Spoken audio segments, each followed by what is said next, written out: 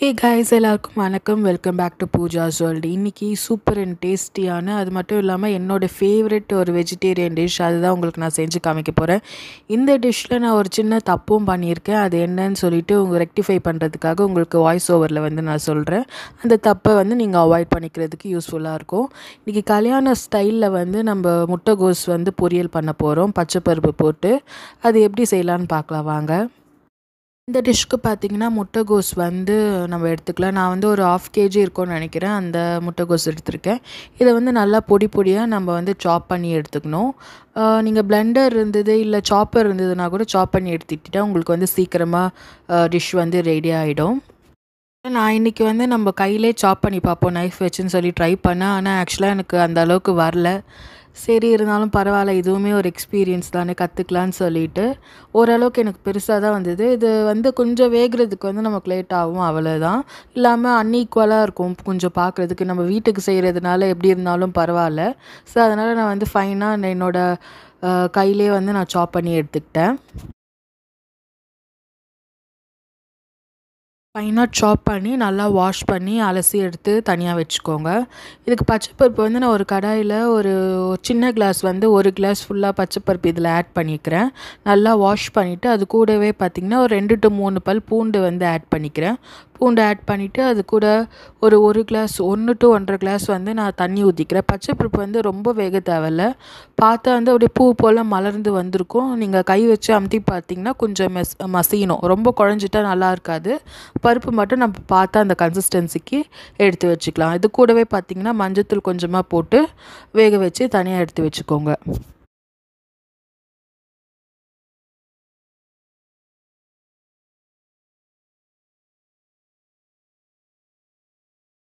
தனியாக பார்த்திங்கன்னா கொஞ்சம் பெரிய சைஸ் கடாய் எடுத்திருக்கேன். இதில் ஒரு 2 to 3 டேபிள் ஸ்பூன் எண்ணெய் ஊற்றிக்கிறேன். எண்ணெய் ஊற்றிட்டு நல்லா சூடானதும் கடுகு இதில் ஆட் பண்ணிக்கிறேன். கடுகு ஆட் பண்ணிவிட்டு கொஞ்சமாக சீரகம் ஆட் பண்ணிக்கிறேன். கூடவே ஒரு டேபிள் ஸ்பூன் கடலைப்பருப்பு ஆட் பண்ணி நல்லா ப்ரௌன் ஆகிற வரல நம்ம வதக்கி எடுத்துக்கலாம். கடலைப்பருப்பு நல்லா ப்ரௌன் ஆனது கூடவே கொஞ்சமாக பார்த்திங்கன்னா உளுத்தம்பருப்பு ஆட் பண்ணியிருக்கேன். அதையும் வதக்கி நல்லா எடுத்துக்கோங்க. நான் இதில் காஞ்ச மிளகா ஆட் பண்ணேன். காஞ்ச மிளகா ஆட் பண்ணுறதுனால என்ன ஆகும்னா, நீங்கள் முட்டைகோஸ் வேக வைக்கும்போது அந்த கலர் கொஞ்சமாக ப்ரௌன் ஆகிறதுக்கு வாய்ப்பு இருக்குது. நான் அந்த மிஸ்டேக் தான் இதில் பண்ணேன். நீங்கள் பச்சை மிளகா சேர்த்திங்கன்னா உங்களுக்கு அந்த வெள்ளை கலர்லேயே அந்த கேபேஜ் கிடைக்கும். நல்லா கல்யாணம் ஸ்டைலில் போடுற மாதிரி இருக்கும்.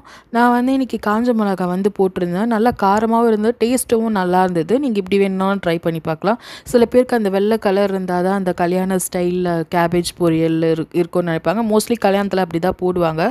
நீங்கள் பச்சை மிளகா வேணுனாலும் ஒரு 2 to 3 பச்சை மிளகா உங்கள் காரத்துக்கு ஏற்ற மாதிரி நல்லா நீட்டாக கீரி சேர்த்துக்கலாம். இது கூடவே பார்த்திங்கன்னா கோஸு ஆட் பண்ணிவிட்டு அது கூட ஒரு 1.5 கிளாஸ் சின்ன கிளாஸ் நான் தண்ணி அதில் ஊற்றிருக்கேன், லைட்டாக முழுகிற அளவுக்கு. ஏன்னா கோஸே பார்த்திங்கன்னா தண்ணி காய் தான், அது சீக்கிரமாகவும் வெந்துடும். நான் தட்டு போட்டு மூடி வேக வச்சுக்கிறேன். நல்லா பார்த்திங்கன்னா கோஸ் நல்லா ட்ரையாக வெந்து வந்துடுச்சு. இந்த டைமில் பார்த்திங்கன்னா நான் பச்சைப்பருப்பு வேக வச்சு வச்சுருக்கேன்ல, அந்த பச்சைப்பருப்பை இதில் ஆட் பண்ணிக்கிறேன்.